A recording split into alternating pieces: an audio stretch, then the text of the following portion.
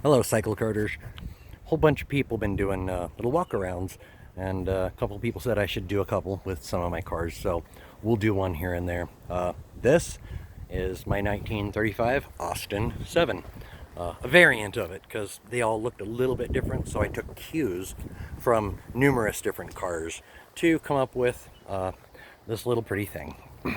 Some of you may have seen it when getting into cycle karting. You may have seen this one in the e-garage video and other videos and this and that. It's also the car that started the Huntsville Grand Prix, along with two others. So we'll just take you on a tour and I'll tell you all about it. Starting at the back. The rear clip is vintage, about early 60s, somewhere there. Go-kart, quarter midget, something like that.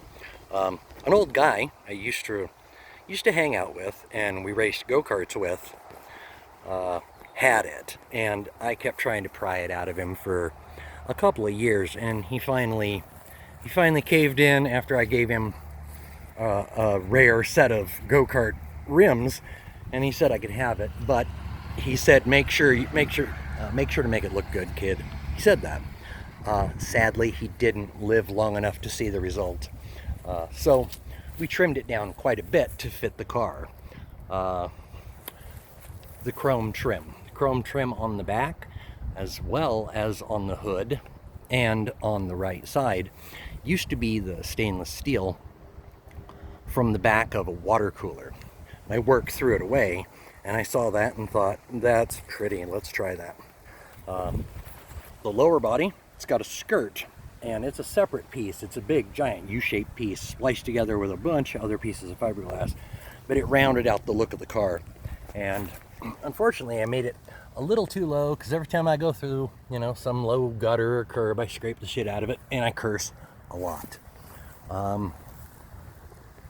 The chrome number 35s on the side.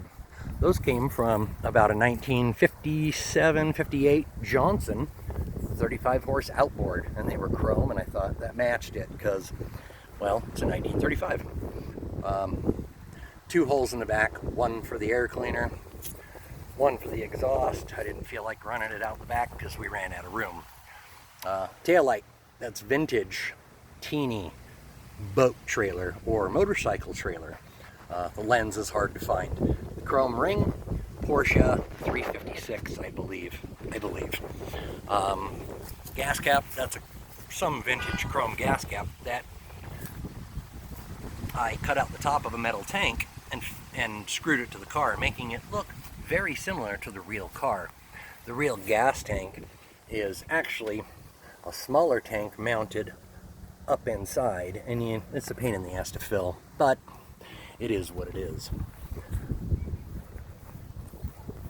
The seat back, that's some old go-kart thing I tore up, and it mounts at the base in the front, and then in the back it has two rods or turnbuckles that allow you to move where it sits. So you can make it go all the way back, or you can sit it up a little bit just by spinning them.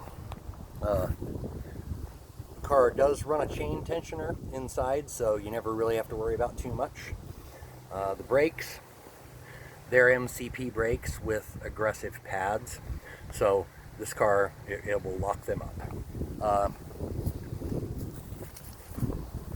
Steering wheel, it's not vintage, but it matched the look of the car, and it was chrome, and it was pretty, so that worked. Speedometer, that's really just a pasta can and a flashlight riveted together, and then we took the face from some old clock, so you watch out. My top speed is 3. The rest is just old chrome stuff that we fixed up to that, and then the metal Austin emblem used to be one of those, I think it was a round metal thing. You got them in Wheeze boxes, probably from the 70s or 60s, I don't know. A lot of people ask about this. On my right hand is the throttle, and the right foot is the brake. So when you drive my cars, just think motorcycle. The windshield, I made that out of clear plastic and just kind of made that up as I went along.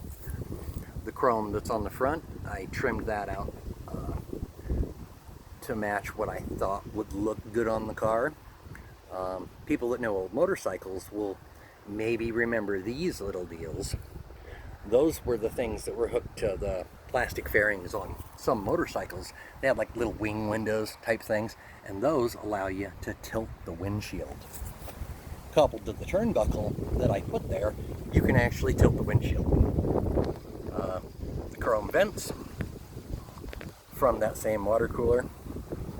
The exhaust pipe, that's just a shop vac hose stuck in a hole. This neat little dealio, that's like a baking or cooling pan you would sit hot things on. Up to the front body. The front body is made of 8 different pieces of fiberglass. Originally, this side used to be the top right, and this used to be the top left of an old boat. The humps at the top, they were on the top of the boat.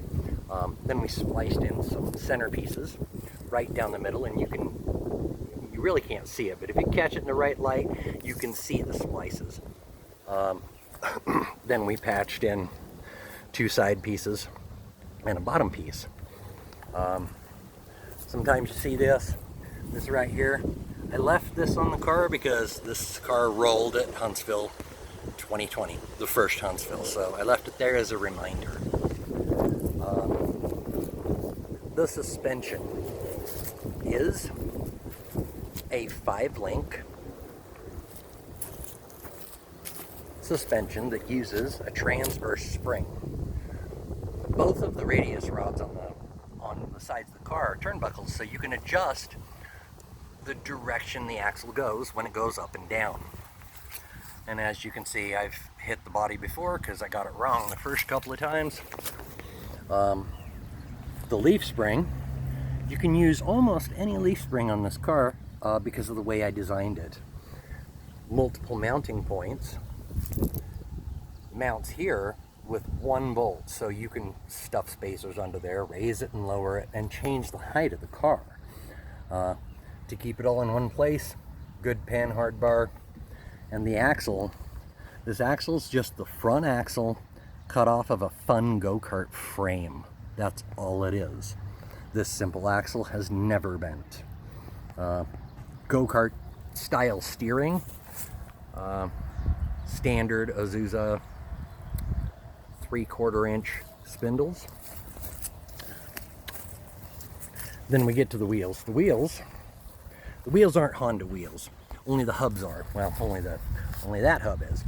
The rims themselves are Kawasaki KX80 rims, which I laced with new spokes.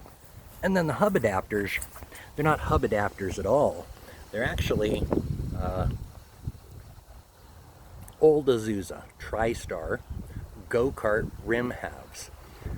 They fit perfectly over the OEM Honda hubs. So with very little work, we put that thing together, ran long bolts all the way through it. And these wheels have been with me since 2017. They have not given up. They haven't broken. They just keep going. Motor in the car is a Predator Hemi. It's probably 8 years old. It's only 1-wheel drive car, 1-wheel brake, and on the left side we run a thrust bearing right here to accomplish a little bit of diff action, and that's about the extent to it. But if anyone has any questions, of course, yeah, hit me up on Facebook or email me. I'm happy to tell you anything else you like. Thanks for watching. Have a good one.